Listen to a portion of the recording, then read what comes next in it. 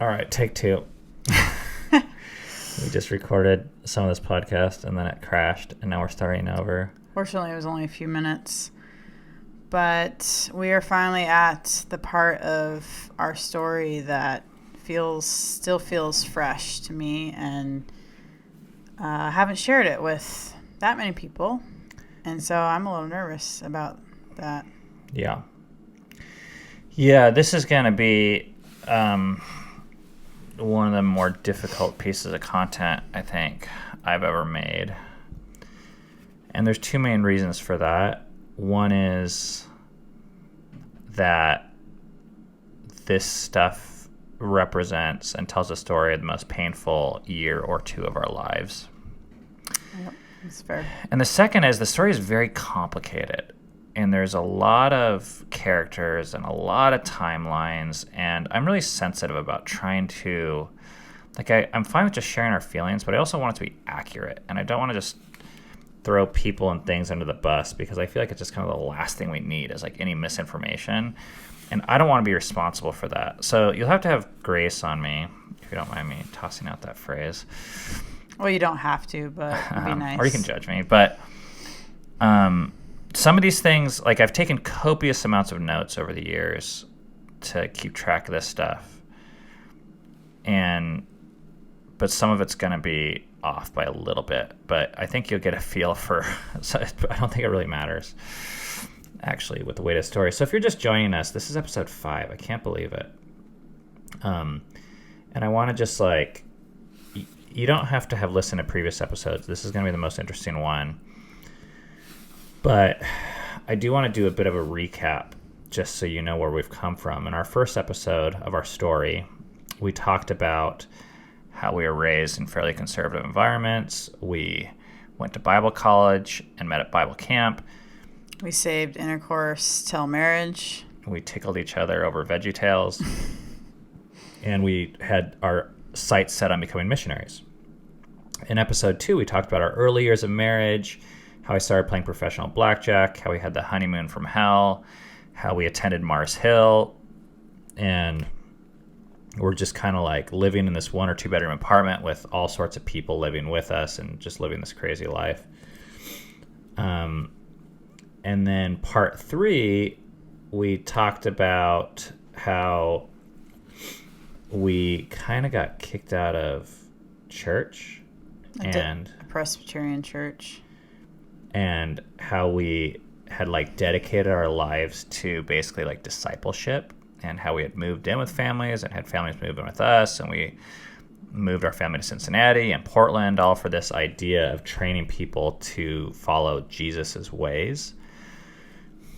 And last week, the last episode, we talked about how after all of this, we had basically built this Christian community, which was our dream, which, if you can wrap your mind around this, if you picture the block we live on, we owned 1, 2, 3, 4 houses, which are all basically touching, that were occupied by families that were living in this intentional community.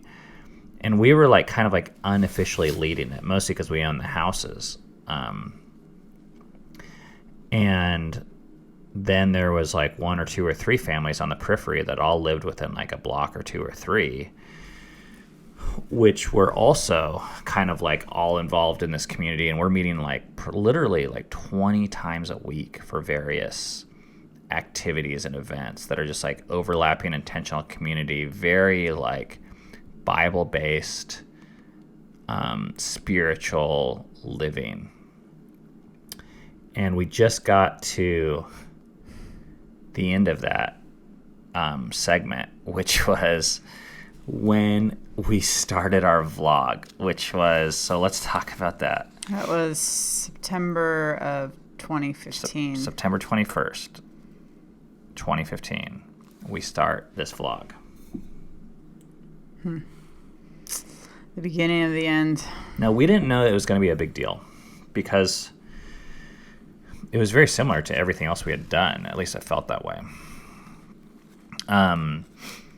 But a little bit of context here. I I'm going to be using people's first names. I'm not going to use their last names because I'm not into. I don't need to protect everyone's anonymity. That's important to us. Like, we've accepted this is our story. We're not going to cover for people, but also our desire is not to throw anyone under the bus either. So your brother Jeremy was the one who had like basically discipled us. He was my counselor at camp. He was our youth pastor. He was the reason why I chose the Bible college I chose. And then he led this discipleship program that he created called The Story From Life, and he mentored us in that, and we were recreating that. And then he was also partners with me in this business that we had, this multi-million-dollar internet startup called Epifio. And our relationship with him had been fairly rocky, specifically mine. And there was like business and all these like personality differences. And in November, like 1 month after we started the vlog, there was this one meeting I had with him that kind of kicked everything off. And he lives 3 miles away from us. This is where he lived at the time. And they had started this like network of home churches. It's like, it's hard to explain because it's not really like officially home churches, but it was like not church like you would imagine it, like a Southern Baptist building church. Like, we had kind of like rejected that model of church, and we thought we were inventing something new. And it was like kind of loosely unofficial, so it's kind of hard to explain, but there was this group of, let's just say 100 people that were like loosely affiliated with this, people called it like the Church of Northern Kentucky or various things. And he has this meeting with me, and two things I remember from this meeting. One is he was asking if I was going to submit to him. And he wasn't, your brother's kind of casual in that he wasn't demanding it, but he was in so many terms suggesting it. And that wasn't interesting to me because I was kind of over that idea at that time. I didn't trust your brother at this time. But what was interesting to me was he said that he understood why our relationship was not succeeding, why he wasn't comfortable in our relationship. And he wanted to explain it to me. And by this time, I didn't really trust your brother. And this is like a tricky thing to say because your brother seemed kind of manipulative to me, or very political, in terms of like, I saw how he dealt with business meetings at Epifio and things. But another way of putting it, which is just as honest, is that I didn't trust myself around your brother. Like, he had this way, like, where I'd go into a meeting and I'd say like, oh, I believe this. And then I'd walk out of the meeting and be like, oh, I agree with Jeremy. And I don't know, like, what the hell happened. Like, and I saw this happen with other people, but just telling my own story. I think we gave him a lot of power, and that's kind of what it showed itself in those scenarios where we could be thinking one thing and then he starts talking, and then all of a sudden we're thinking a different thing. And that's like the theme of the day, by the way, is giving over our power. Giving over your power. So I decided that I wanted to hear what Jeremy had to say. And like another theme for today is like going to be like, dope, like, what an idiot. I wouldn't do that now, but I did do that then. And that's where we're just like having a lot of grace for ourselves. And like part of telling the story is so weird because, you know, this is 4 years ago. And I'd be like fucking crazy if I did this today. But back then it was so normal. Yeah. And you're trained to give away your power.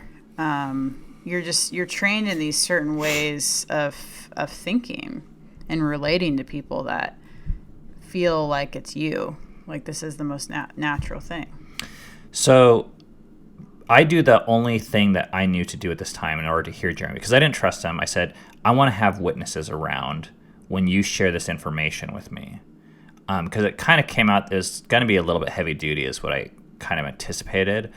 So I asked some friends and people that I trusted to be at this meeting. And I'm going to tell you the names and kind of my relationship with these people in brief, just to provide some context. One was a guy named David. He was probably 50 years old-ish. And he was like seen, people called him the city father. They literally called him that, where he was like essentially functioning as an elder of this unofficial church. And he had like kind of unofficially mentored me. And the only story I can really give of this guy is this one time, and this is as much about me as it is about him. I was painting my living room, and I was painting it gray. I don't know why I painted gray. I just wanted gray. And he walked in, and he said, "This is too cold. It needs to be warmer. You should put some green on the gray." Within 2 days, I had bought green paint and put green on the gray. And I just share that snapshot to show, like, that's the way we operated. Because this guy was, like, my mentor and elder, and it was like, you know, we were trained that, like, submission to people, specifically elders, is submission to God. And by the way, he wasn't asking me to do that. In fact, he was a little shocked when he found out that I actually painted it green. He was like, "Oh, I guess I got to watch out what I say around you." But that shows, like, kind of, I think, where our mindset was at in terms of submission. The second character that was there was a guy named Stephen. Now, Stephen was one of the top 3 people at this church called Crossroads, which was, depending on who you listen to, was like the fastest growing church of America, or largest church in Cincinnati. And it's one of those like mega churches with 8 campuses and 1 million services, and they're just huge. And we had been going to a home group with him for about 2 years because he had invited us. Him and his wife. Yes. Weekly. A few other couples, yeah. Yeah, it was very intimate. 4 couples max? Mm-hmm. So 8 people would have been meeting this guy every week for 2 years. So loosely figure 100 meetings. So I trusted him. Mm-hmm. Then Jeremy was there. He was kind of like the accuser. Then I had my longtime friend and business partner, Colin, who lived with us our first year of marriage in our 1-bedroom apartment. He's the guy I trained how to play blackjack with.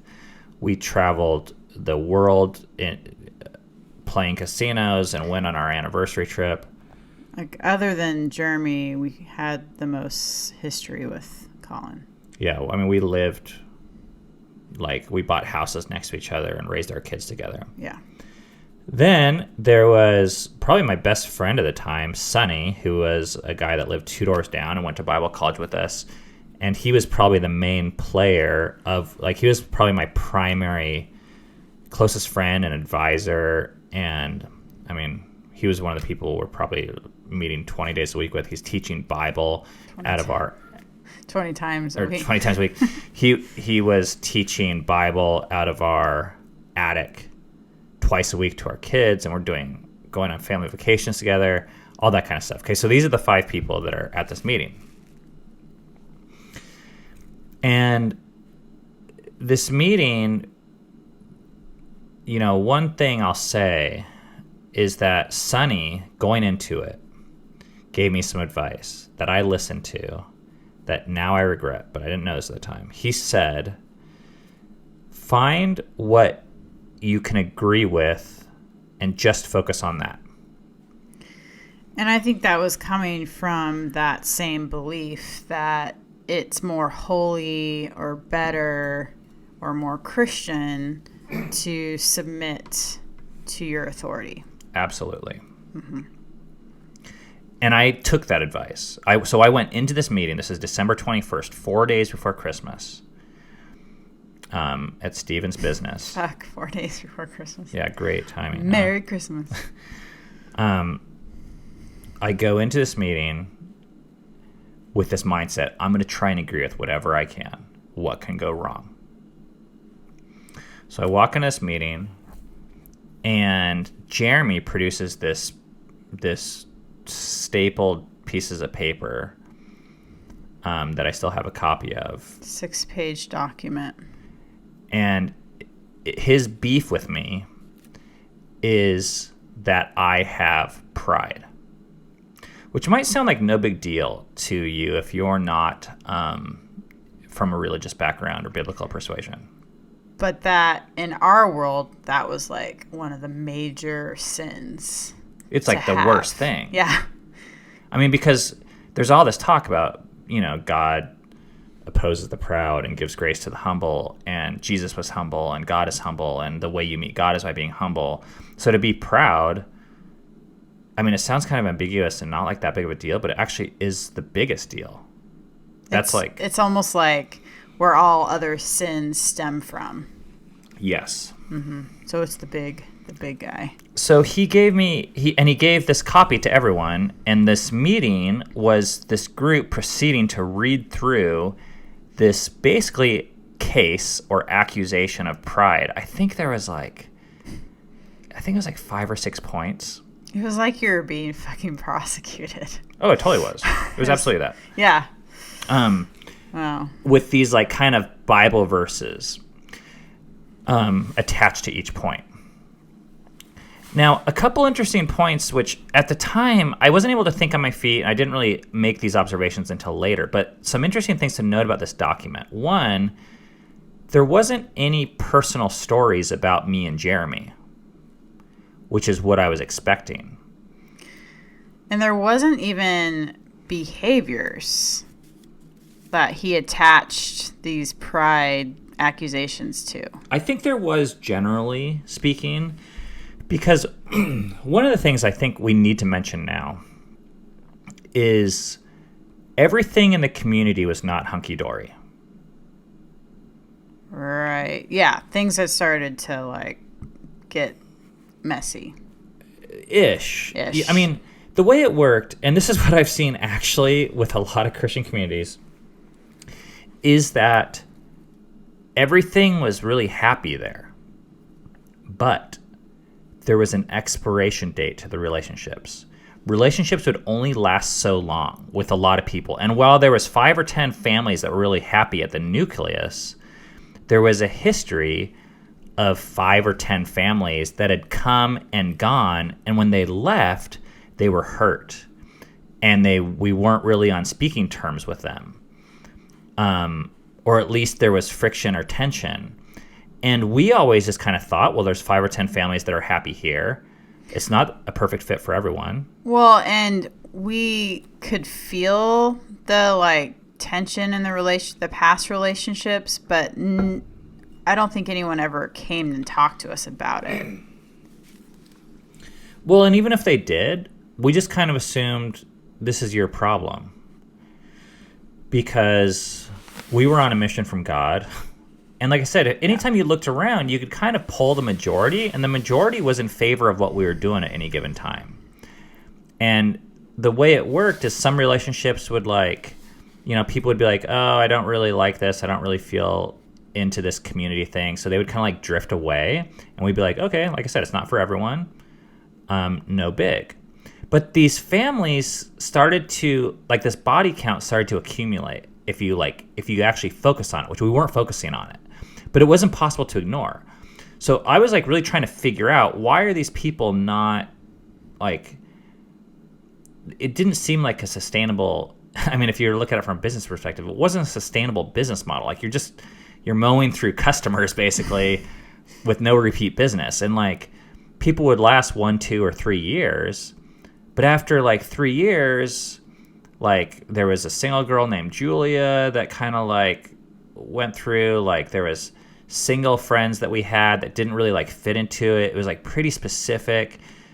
But so anyways, a lot of Jeremy's letter was trying to address some of these people that had been hurt on the peripheral and were no longer a part of that. And I was as curious to understand why this wasn't working as anyone. Mm-hmm. So I was like really open to this being pride. When I got this, I was like, oh, maybe this is true. And given Sunny's advice, I should agree with as much of this as possible.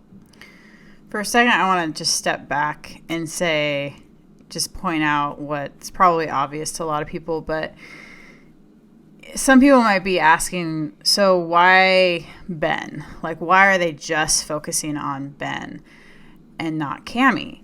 And I think there's two reasons for this. I think one is your personality is more out there, and so you're the easier target. But I think the more interesting one is the way this Christian culture, their belief system, makes it so that the man is the more important one and the one that is the leader. So if the shit hits the fan, then he's the one responsible. Yeah, what we've seen is a lot of people can believe what we believe, but if you're not a threat, you're not going to be on the chopping block. And the way our life was being lived, especially, like I said, I don't think it's coincidental. Even though no one mentioned it at the time, we had started the vlog 1 month earlier, or now it's 2 months earlier. But the time when Jeremy brought it up, it was 1 month. And I think that's when people started to see, like, oh, you guys are going down this path where you're almost uncontainable anymore. You're becoming your own agent. You're getting a direct line to an audience where you don't have to go through any authority. Which was it's so weird to even, like, say that. Yeah. Now I'm just like, But it's not a coincidence, this timing. Right. So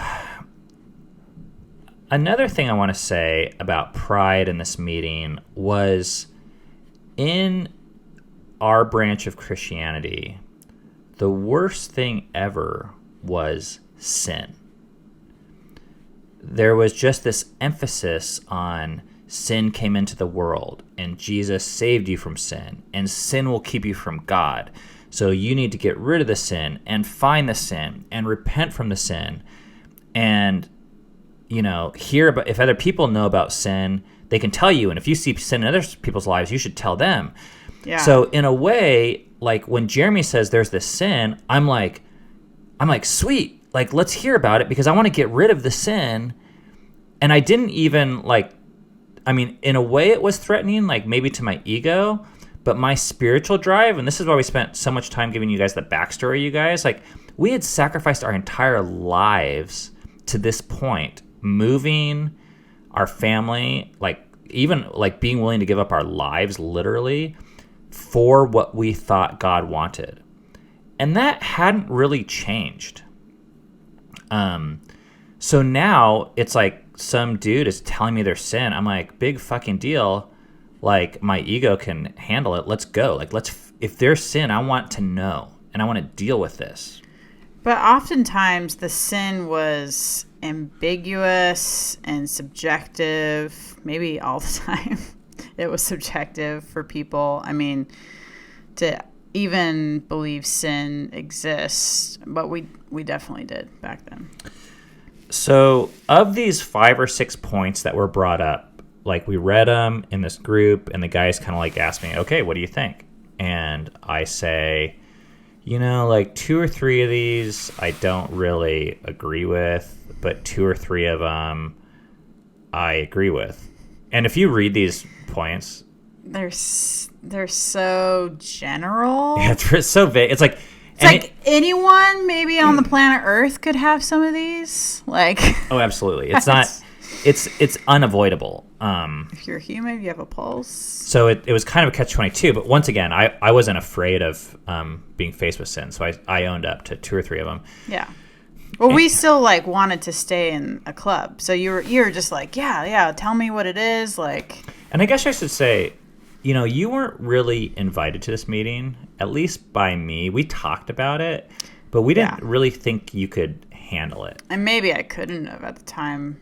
Whatever that means. I don't even know. Yeah, whatever that means. I looking back, I remember feeling like I wish I would have gone, or I just wish I would have stood up to them, but I don't even know if I could have back then.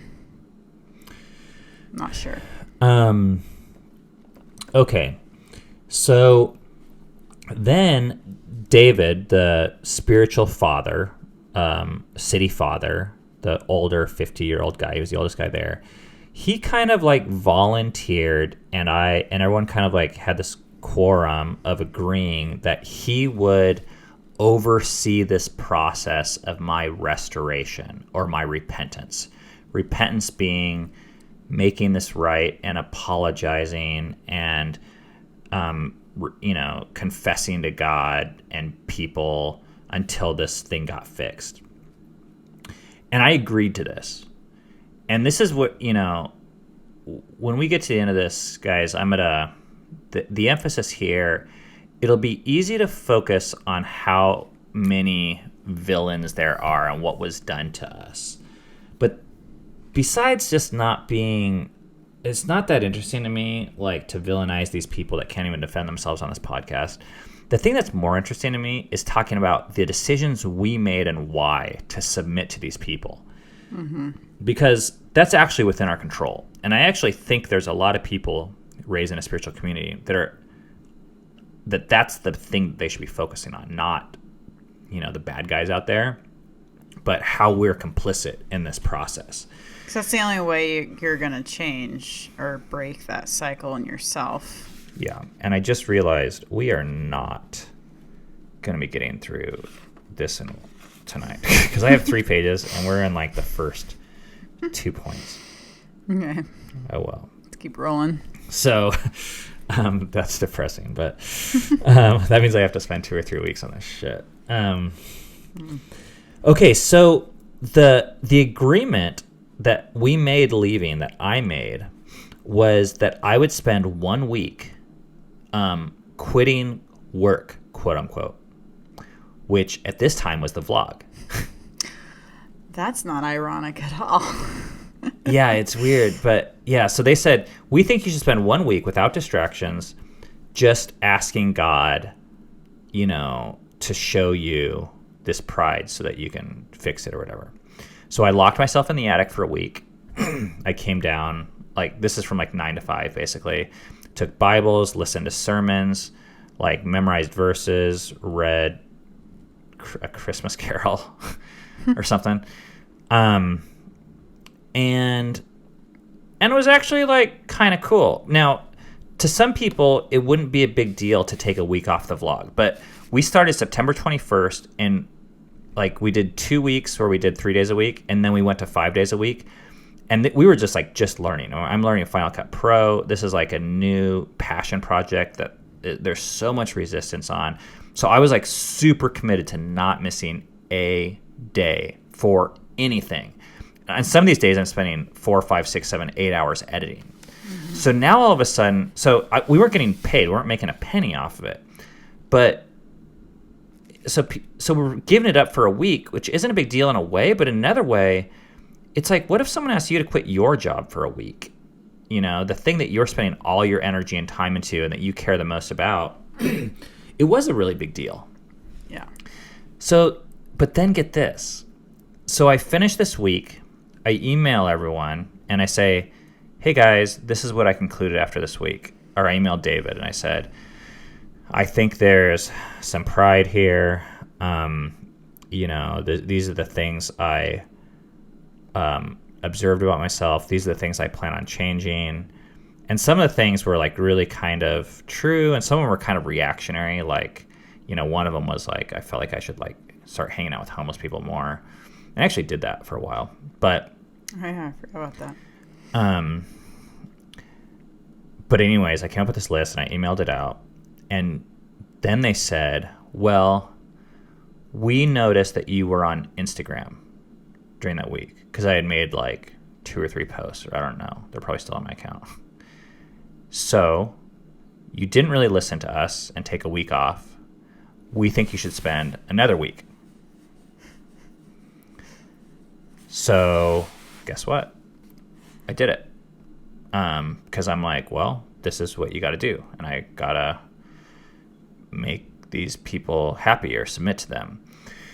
So I did that for another week. And the other week was like far less interesting and productive for me. But you stayed off Instagram, right? But then I stayed off Instagram, yeah. Good boy. Okay, so that brings us now to 2016, which wasn't that interesting, except for David, who's still leading this process, now kind of says, like, okay, I want you to start meeting with me and Jeremy. Jeremy's the one that your brother that wrote the 6-page document, the Pride document, which was kind of weird to me because I didn't really want to have this meeting. Like, he was, like, treating this like, I was really confused, like, what's going on? Like, is this an interpersonal relationship issue with me and Jeremy? Like, and if so, is David the mediator? Or is this something that's like between me and God, and David's my spiritual authority, like basically like pastor or bishop or something? And that's one of the things with this. There was no defined terms. There was no formal accusations besides these like general ones that were written up on this piece of paper. Mm-hmm. There was no like time limit. And there was no definition of who would pay the cost of things. I don't know if we reiterated this enough, but when you entered that first meeting, that was like a fucking trial, in my opinion, you were blindsided. Like, you had no idea that you were going to be accused, like your character, your heart was going to be judged and like written out on a 6-page document and given and shown to all these people. By your brother, who's like fucking debate captain. I mean, you had no fucking chance at that point. It really is I mean, the odds were like completely stacked against you. And it was kind of weird because, I mean, I don't know how the hell this happened, but like I brought these friends to protect me, you know, from this person, your brother. Mm-hmm. And then what happened, and this is, I think, a testament to how savvy your brother is. Like, what I was expecting was for him to come to me and bring up interpersonal things and say, hey, you called me this name and it hurt my feelings. To which case I could be like, okay, I'm totally sorry about that. You know, or he could say, hey, you didn't show up to 3 board meetings and it's really taxing our relationship. Yeah. Or talk about anything that's like a true testimony of himself. But he didn't do that. Or like, I don't like the way you don't pay attention to me as much. He made like an entire biblical case about my character that was actually devoid of any personal experience of his. Mm-hmm. He was just like kind of synthesizing his conclusion of what he thought was going on in our life. And he wasn't really much of a part of our life at that point.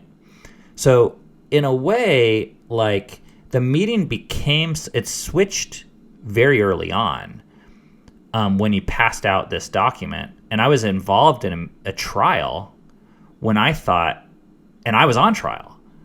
And I thought, so now like these people are judges and I thought they were my attorneys. Yeah. You know, that's so true. That's what was weird. Yeah, so you thought you had your attorney there, and then it's like all of a sudden your attorney turns against you, and you're like, "Wait a second, I thought you had my back." Like, and these people, I mean, I mentioned these names: David, Stephen, Jeremy, Colin, Sonny. I mean, there's decades collectively of years of relationship with these people, and in Christian community, like the most valued thing ever is basically the opinions of elders, and second to that, brothers or peers, like community, aka church. Like there's all these biblical warnings against like going against like the wisdom of, basically the collective, although it's not called that. I mean, I think it's really important to point out, and I'm just kind of realizing this myself, is 2 of the guys, David and Sonny, were Jeremy's employees. Yeah. Okay. Stephen, I don't know what his fucking dog in the fight was. Probably, I mean, but I do think there was some sort of like politicalness going because he probably needs to stay on good terms with Jeremy. And then Colin was mentored by Jeremy. Yeah. So it's just like, it's just a clusterfuck. Yeah. Like, there's like. Okay. Yeah. So then, so I'm meeting with Jeremy and David, and these meetings they're not going very great. Then my business partner Colin comes back from a trip, and says that he wants to talk to me. And he's only he'll talk to me on the phone, and now he needs Jeremy and David Sheldon on the phone line. So it was like really weird. It was like it's like when I hear about people getting divorced and there's like a custody thing, but then they're like, oh, you can watch the kids or you can hang out with the kids, but you have to have supervision. Like you did something bad, and so now you have to have supervision. That's how it felt. Like, so Colin says, yeah. I need to talk to you, but I need these two guys on the line. And I'm like, okay, fine. So we talk on the phone, and Colin says that he wants to sell, or me to sell. He doesn't want to be business partners anymore with this website that we had started called Blackjack Apprenticeship, which is the largest blackjack training website in the world at this point. And I had started it with him. It was my idea like 8 years earlier or something. There was confusion as to how much it was worth, but let's just say, I think it was in the previous year, I had bought 30% of it back from him for $180,000, which I think, if I'm doing the math correctly, puts the valuation at that point at $900,000 for the business. But I think it had increased in value. So my point in saying this is we're dealing with $1 million business sale in the midst of all this spiritual stuff, and it's all the same cast of characters. And now Colin is saying, through David, who's asking me to take work off and I'm listening to him, asking me to quit the vlog and I'm listening to him, asking me to meet with Jeremy and I'm listening to him, and now asking me to go to counseling and I'm listening to him. So then we start entering into this 3-month mediated business negotiation for how to value this very unusual business, which is like based on 2 or 3 employees and massive fluctuating income and very little websites to compare it to. I mean, it's like we're making hundreds of thousands of dollars a year from memberships we're selling and also these boot camps we're teaching in Vegas. Now, around that time, and I'm not going to focus on this right now, but I want to just emphasize or point out that I went to my first counseling session because David told me to. So, and this will become a pretty big theme coming up here in terms of, or at least a character in this therapy session, because I look up, someone referred us to this office named Thompson Associates. So I look up Thompson Associates, and then there's like all these therapists listed. It's like Steve Beveridge, Dr. Susan, Dr. Johnson, Dr. Smith, and then it's like Dr. Thompson. And everyone's like $160, $150, $140. Then it's like Dr. Thompson, $170. It was like the most expensive. And I had heard that this guy could deal with like almost like narcissists or pastors, like head pastors, who had like this big influence and big personality. And Colin had actually kind of like accused me of being a narcissist earlier. And I was still kind of curious about this, and now I'm being accused of pride. So I'm like, well, if I'm going to pay money and if I'm actually going to go to counseling, because I didn't really want to, but now I had to because these guys were telling me I had to as part of this process, I might as well go to the guy that's going to see through my bullshit and just like pound it out. Like, I don't want some guy that's going to beat around the bush. I want the guy that can stand toe-to-toe with the head pastor. So I called Dr. Thompson. Best decision of the decade. $170, not even $170 an hour. It's $170 for 50 minutes. And I go to my first session with him. And by the way, I'm paying for everything. Right. I mean, I've paid for the counseling, the time off, which I that's an important distinction to me, because like in certain churches, for those of you guys that aren't familiar, like this is a common story where like a pastor will cheat on his wife, let's say, but he's like repentant afterwards. He says like, oh, I want to be better and I want to change and I want to be like back in the fold. So the church will say something like, well, you need to go to counseling, but they'll pay for it. If they're requiring it, then it's assumed that they're going to bear the burden of it. Now, what was unique about our situation was we had all these things required of us, but we were bearing the full burden of it. And then, like, I just have these other things started to happen where, like, in May, I remember I was going to, like, start this podcast with this guy named Tim who had this, like, way bigger YouTube channel than us. And I was, like, really excited about this podcast because I'd never done podcasting and it seemed impossible. But Jeremy contacts Tim and says, hey, watch out. Like, these guys are, like, spiritual trouble. So Tim meets with me and we had, like, hashed out a name. We'd bought a URL. We had, like, met 2 or 3 times. And Tim comes up to me and says, oh, hey, I had a meeting with Jeremy and I've decided not to do the podcast with you. And that was just like, it was so weird because it showed how, this church, which wasn't a church, it had influence of a church. Mm-hmm. Because one person could go and spiritually warn another person. And anyone who had this lingo would know, oh, watch out for Ben. Mm-hmm. Kind of reminds me of, like, like the parents and the kids, and then there's a kid that maybe swears too much, and so the other parents are like, ooh, watch out for Timmy. Like, I don't want you to be friends with Timmy, But we're all grown adults here, that we're not kids. And I'm, like, selling. I mean, this is where I realized how fucked we were, because now I'm in this process of negotiating my blackjack business, which was, like, it was my primary source of income besides owning Epifio. So what's fascinating to me in all this is it's, like, showing that all of our resources were starting to get cut. Yes. Cut.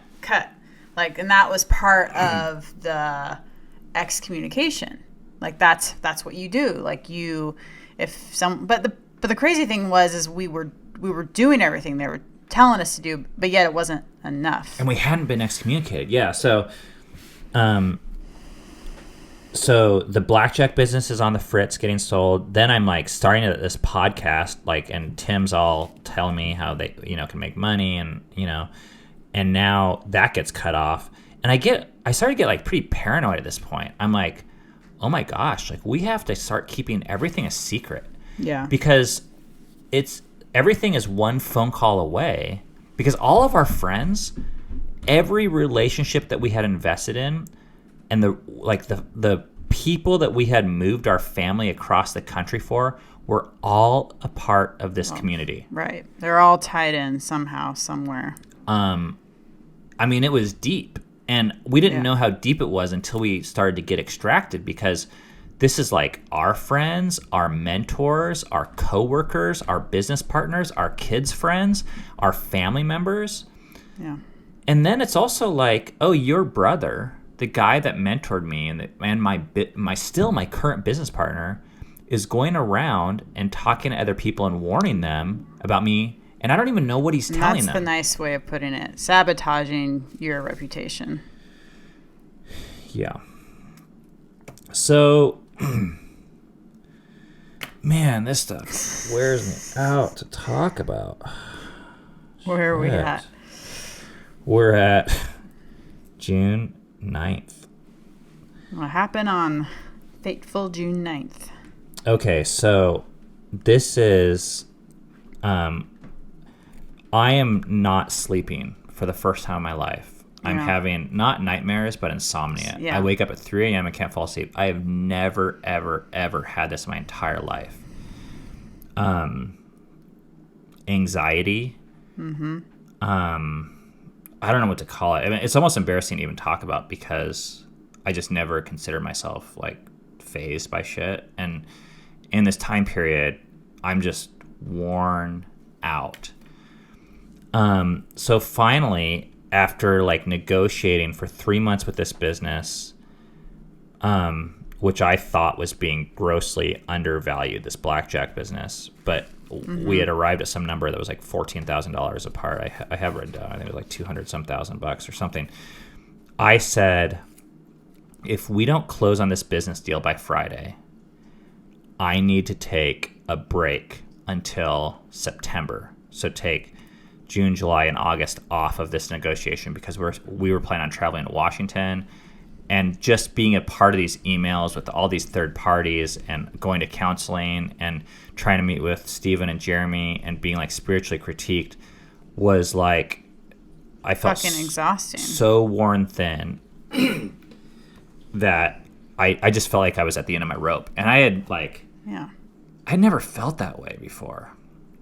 So I sent out this email saying, I need to step out of this process if we can't close this deal by June 9th. And it was partially a negotiation thing, because I said, my offer's on the table. Like, I had made an offer, and I still thought it was pretty generous. But whatever, people have different opinions on dollar amounts. And then I got an email from David that said, I need to not take a break, and that if I quit for 3 months, this is a quote, "This does not honor me in the hours of my involvement, nor does it let either you or Colin get on with your business."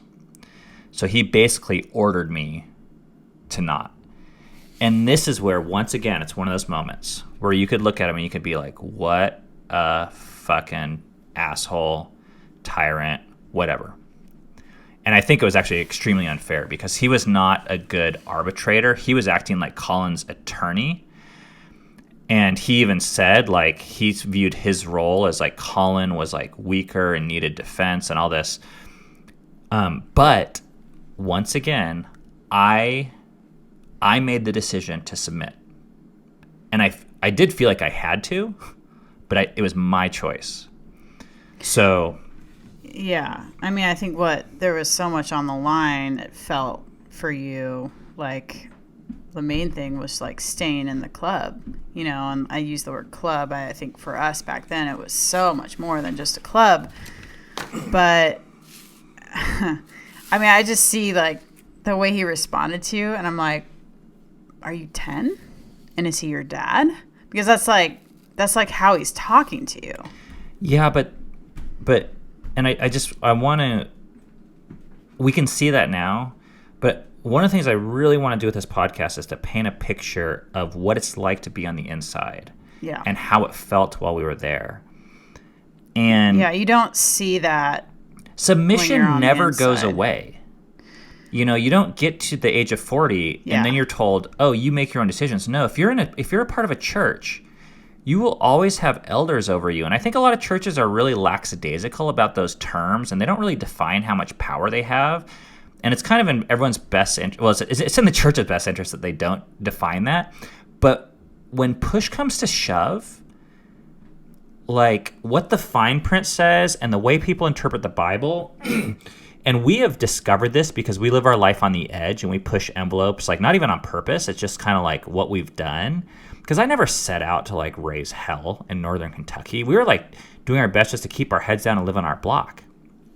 But a lot of people, they never realize where these limits are because they live just a normal life. They don't. If they have something that doesn't fit in, they kind of keep it to themselves. And we're like now vlogging about it. But this idea of submission in the church, when you go to a church, it's not really defined what areas the church can't speak to you about. I mean, this goes into the realms of sexuality. Well, and these elder type people are actually seen, and they see themselves, I think, as anointed by God himself. And so really, like someone like David, I think we actually did see it that way. I think we saw like he had some specialness that like God gave him over us. And so if we were to, disagree or not do what he asked us to do, it's like a direct line to God, and Yes. not then doing what God is asking us to do. And there's 2 or 3 Bible passages that were referenced like very heavily around this time period, by others and by us, because what you'll see is that this type of spiritual hierarchy that we participated in, not only did we submit to others, but we expected others to submit to us, especially our kids. But these people that we're mentoring, there was kind of this same expectation, which that becomes a really important part of the story that we're going to get into. We were dishing out what we were getting dished to. Yeah, so it was, it was like fair. It was consistent. At least that's how we were trying to live. So we weren't just getting bossed around. We were bossing people around. So we were expecting to be bossed around in a way, Right. Which is why instead of saying, fuck you, assholes, like I'm going to stick to my contract, just like any normal business person would, I said, fine, I'll bend over and take it up the ass, and however much time you need, I'll just lose sleep and continue to sacrifice my physical health, which now seems crazy to me, but at the time didn't. Anyways, these Bible passages that are referenced, I just want to talk about them briefly because they're so few and far between, but they were so heavily emphasized. I would say one, going kind of in order, is like David submitting to Saul. So Saul was this tyrant of a king, and David had the opportunity to kill him. He was anointed by Samuel or something.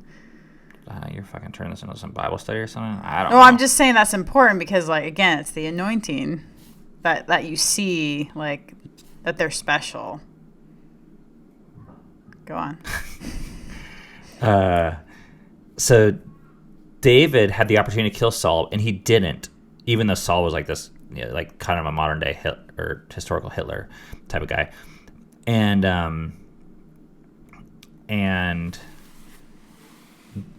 David is like rewarded because he says like, God chose you, so I'm not going to kill you. And that's like a huge passage to these folks that are like, see, like David submitted to authority, even when the authority is like evil and you don't agree with it. It's like you're still submitting to God when you submit to these evil tyrants. Then, of course, there's like the famous like 10 Commandments, like children obey your parents. Yeah. Which is, I mean, I have numerous things I could say about the 10 Commandments, but that receives heavy emphasis in evangelical parenting, that at least the circles we were in. And I think the final one I'll mention, I don't know if you have others, is Jesus submitting to the Roman authorities when he was crucified.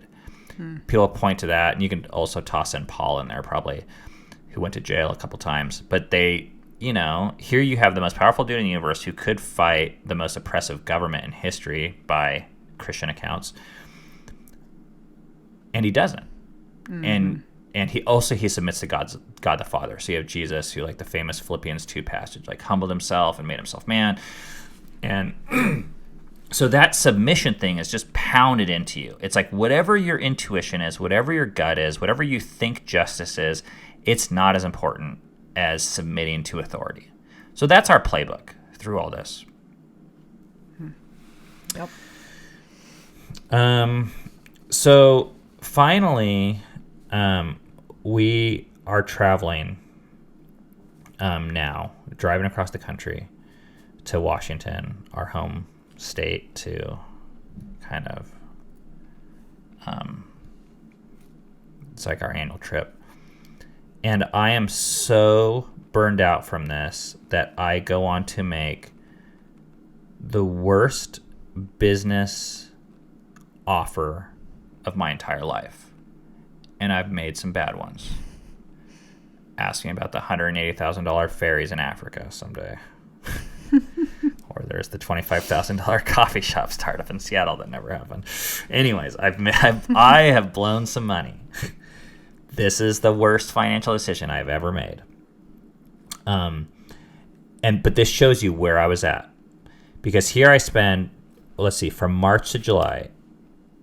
What is that? How many months? March, April, May, June. Okay, so 4 months I've spent negotiating, and I'm so burned out and frustrated that I say, I will sell this to you under, there's 2 terms, but here's the plus side. You can name the price, meaning you can give me $1 for it, and I will walk away from $500,000. I just want to be done. Those 2 terms were, it needs to be done, and this is where I'm not entirely sure because I have this paperwork somewhere, but I just didn't want to look it up. It was something like, it needs to be done in 3 days, and I even sent the contract over. This is the contract that I want. Just fucking sign it, and you name the price. And guess what? They said, great, but no can do. They said, stop controlling the situation. Colin needs to have lawyers, and he needs to have a bigger contract, and it's going to take longer than 3 days. And guess what I said? Yes, sir. Okay. Fuck, man. I didn't realize. I knew you took a cut that was way less than what you wanted, but I didn't realize that you put all the money on the line. All of it. And it's like gambling with half. It's like, it's the most gambling I've ever done in my life. But I was so at the end of my rope. It was the only way I knew how to submit and actually not die. And get done with it. To submit and get done with it. One actually detail I want to mention before, because this is going to come up later, is that after that 3-hour meeting, the December 21st, the Christmas meeting, the first one with the Pride document, Stephen is texting me, this guy that I met with for 2 years, at his house, the head of the Crossroads Church. And he's all like telling me like, oh, I'm so proud of you. That you did such a good job. And at this point, he simultaneously had been taking me to front row seats in concerts. And he had been arranging for me to speak at Crossroads and lead their staff. So this is going to be important because I just want to paint this picture of how quickly things turned. And also the grooming process of how to get someone underneath your power.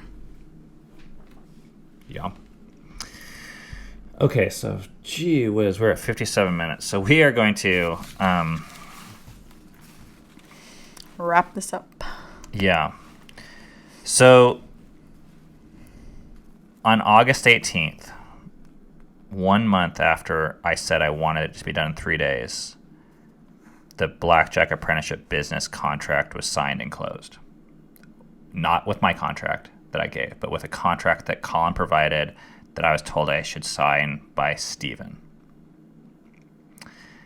And the amount of money that I got wired to me on that day was $40,000. With the stipulation that they could send whatever amount they wanted to within 12 months. And I'm the one that put the 12-month date on it because I didn't want to think about it any more than 12 months, even though we were only getting $40,000 at that point in time. Didn't they have a total price that they were going to... Not that they told me. Oh, not... okay. Dude, that's shady. And just to give you a ballpark, this is like... I think I was valuing the business. Like I said, this actually sounds really bad, but I just don't give a shit about this type of stuff. And it was like all kind of fictional anyways. But I'm valuing the business at maybe like around $1 million, which would put, and I own 50%, which would put my half at $500,000, Mm-hmm. And we don't have retirement. We don't have stocks. We don't have life insurance. We have properties. I don't even know if we had insurance. Yeah, we did have properties. That's our asset. Yeah. But this is our sole source of income and kind of our main, like, I don't know what you call it, nest egg or whatever, was all in this asset. And now I had $40,000 to show for it. When within 12 months earlier, I had bought back 30% of it for $100. We had shelled out $160 or $180, I forget, $1,000 in cash we had given to Colin. So, we're going to end it there on that high note. Except to say, we came back from Seattle. This is the cliffhanger. We have to have the cliffhanger. Mm-hmm. we came back from Seattle, and in October, which, to give you context, is 10 months. We're now 10 months into this process. Okay? From when we started, December 21st. In October, we go to Steven's house, and him and David are there. And the one thing we hadn't mentioned is at that first meeting, they were kind of asking this question, okay, who are the people that have been hurt by you guys? And we're kind of like shooting from the hip because no one's told us that they're hurt. It's not like people have come to us and said, you guys hurt us. And we're like, screw you, assholes, go away. It wasn't like that. Like, people would leave and they'd be like, hey, it's cool. We're cool. And then we kind of wouldn't hear from them. But then we'd hear stories, like sometimes indirectly, or maybe they wouldn't show up to a party, or we wondered. Like, that was the vibe. But we kind of put together this list. I think it was like 5 or 6 families of people that had been hurt by us in the last couple of years through this community thing. Like those fallout peripheral families I was telling you about. Yeah. And partially without knowing it, because I think I was like kind of aware, but I wasn't specifically aware. Stephen Manuel, I just said his last name and I wasn't going to, but fuck it. That's him. Went to these 6 families and had interviewed all of them. And now, at this meeting, he was ready to present to us his data of what he concluded was our real spiritual problem. He dug up the dirt without asking us. He just But we had given it. him authority. Yeah, but We didn't have a problem with it at the time. Because I was still under the impression of like, well, I want to fix things with these families. yeah. Like, and we have this guy that's willing to help us. Like, Well, why we not? thought he was going to help us, yeah. So, tune in next week to find out what the findings were after interviewing the six families about what our real problem is. According to Stephen. Anonymous Stephen. Okay. Some housekeeping stuff. We've been reading every comment on YouTube to these videos, and it's been really cool. Yeah. I don't know if you saw this, but I got this really long Facebook message that I sent to you today about, one of the cool things about telling our story is that we've found out we're not alone over the years, and a lot of people have been hurt by a lot of these same folks, it turns out. And it's really helpful to hear from you guys. So thank you for those comments. Just keep on leaving them. We appreciate it. Second of all, this podcast is available on like all the platforms that I know of, like the major ones. So if you want to listen to it in just audio, you can go to like iTunes or Google or like Spotify and all that crap. And then if you're listening to the audio, if you want to see the video, that's available on YouTube. And I think all those links are available in the show notes.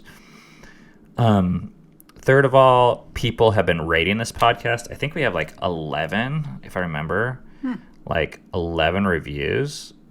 And it's like 5 stars.